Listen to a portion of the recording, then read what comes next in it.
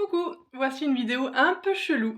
J'ai envie de te livrer ce que mon âme ressent profondément, là, dans mon corps, d'être humain. Depuis qu'elle est arrivée sur Terre, donc il y a bientôt 38 ans. En fait, très tôt, je me suis demandé ce que je faisais là. Je me suis demandé qu'est-ce que je faisais ici, sur cette Terre, avec ces gens qui étaient autour de moi, qui n'étaient autres que ma famille. Pourquoi? Parce que moi, c'est ma croyance, c'est ma conviction, c'est ce que je ressens, mais il n'y a pas de vérité absolue. C'est que moi, je suis arrivée et je suis venue sur Terre. Je le ressens comme ça, pour retrouver des âmes incarnées, ma famille d'âmes, ma famille d'êtres humains, enfin, et qu'on puisse s'aimer. Voilà. En fait, moi, j'ai l'impression d'être venue sur Terre pour faire l'expérience de l'amour. Mais alors avec une conscience peut-être très naïve, c'est-à-dire que ça va être tout simple, ça va être tout joyeux. Je vais arriver sur Terre, je vais m'incarner, puisque je suis dans une famille qui m'a désirée, sinon je pourrais pas être là. Et puis, comme c'est ma famille et qu'elle m'a désirée, qu'elle avait envie d'un enfant, c'est pour ça que le couple parental m'a conçue, et ben je suis là. Et donc comme je suis là, et ben youpi, youpi, youpla. Et donc du coup, profitons-en, on s'est retrouvés, j'ai répondu à votre appel. En plus, je me conditionne, comme pour être comme vous avez envie que je sois, pour vous rendre heureux. Et donc du coup, je ne comprenais pas pourquoi mes parents n'étaient pas heureux, pourquoi ils ne rayonnaient pas d'amour, pourquoi ils étaient pas si, enfin, pourquoi ils étaient pas radieux, et pourquoi ils m'aimaient pas aussi fort que moi je les aimais, et puis pourquoi ils me le témoignaient pas, et puis pourquoi. Du coup, je pense que très vite je me suis déconnectée de mon âme parce qu'effectivement je suis rentrée dans une démarche très analytique, et ça m'a demandé beaucoup d'efforts de comprendre le fonctionnement humain, psychique, émotionnel, intellectuel des êtres humains que j'avais autour de moi, qui étaient dans un premier temps mes parents. Et je me suis complètement déconnectée de mon essence pure en fait. Et même si j'ai toujours eu cette joie dans mon cœur, au fond de moi, je suis quelqu'un de profondément joyeux et je pense que toi aussi, simplement, tu l'as peut-être un peu plus oublié peut-être que moi, ou que tu n'as pas eu encore ce grand rappel, et je suis là pour te le rappeler. Moi, ce qui m'a ramené à cette joie inconditionnelle, j'ai envie de dire, c'est l'accouchement traumatique que j'ai vécu quand je suis devenue maman. Après, ça peut être un burn-out, ça peut être un deuil, ça peut être un accident de voiture, ça peut être une maladie grave. Je pense que la vie se charge de nous envoyer le plus beau et le plus puissant des cadeaux, très très mal emballés, mais qu'ils soient pour nous permettre justement de se souvenir, de se rappeler, et de retrouver cette joie, cet amour, cette paix intérieure et cette conviction qu'on est quand même là pour quelque chose de beau, de grand et de puissant. Pas pour souffrir, pas pour passer sa vie à traîner ses blessures et à les transmettre de génération en génération. Donc voilà, et c'est vrai que l'une des premières fois que j'ai connecté avec ma petite fille intérieure, je l'ai vue, cette petite fille, elle avait autour de, je pense, 6 ans, à peu près, entre 6 et 8 ans. Et elle avait un regard, mais complètement hagard, justement, elle était, mais perdue.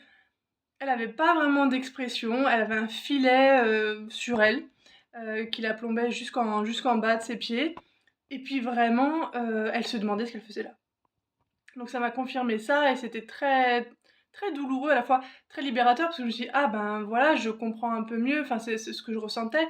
Et puis elle l'a formulé comme ça: «Qu'est-ce que je fais là?» Et elle était très triste, complètement, sans énergie, sans vitalité, sans rien. Et donc à partir de là, donc c'est pas il faut pas forcément apporter une réponse à tout prix. J'ai pas voulu absolument trouver un sens.